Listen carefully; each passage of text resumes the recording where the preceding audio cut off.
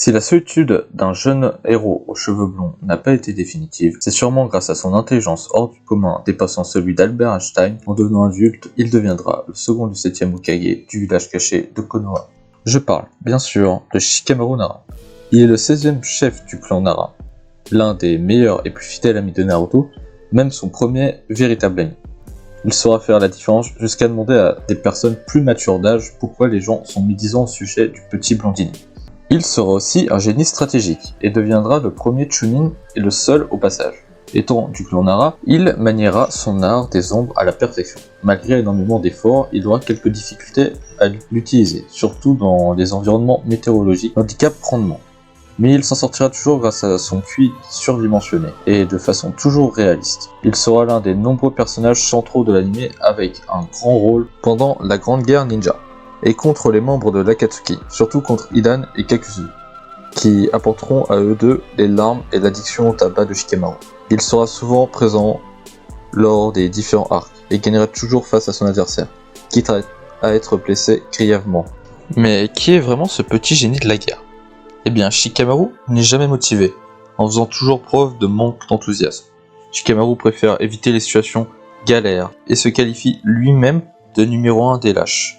Il aime la tranquillité et regarder les nuages, loin de vouloir devenir comme certains de ses petits camarades Hokage.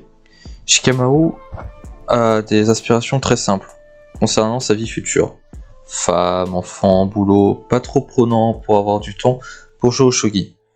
Mais malgré son manque de motivation pour la plupart des choses, Shikamaru est l'un des plus grands stratèges de Konoha.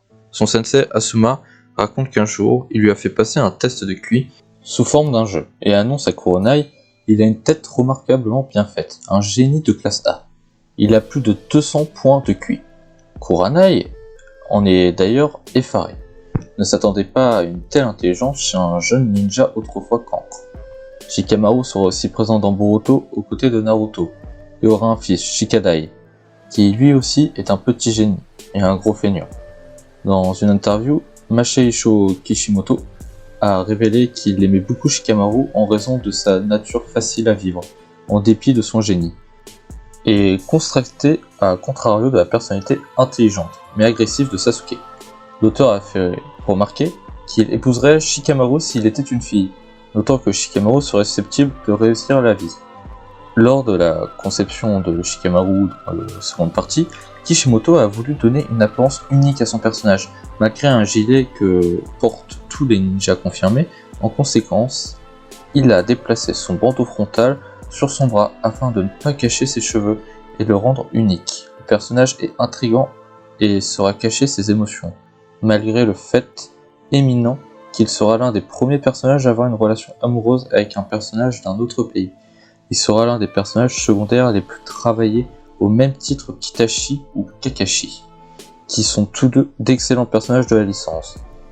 Ils font d'ailleurs partie des personnages les plus aimés de leur licence, et pourront même qualifier Shikamaru de meilleur ami de Naruto.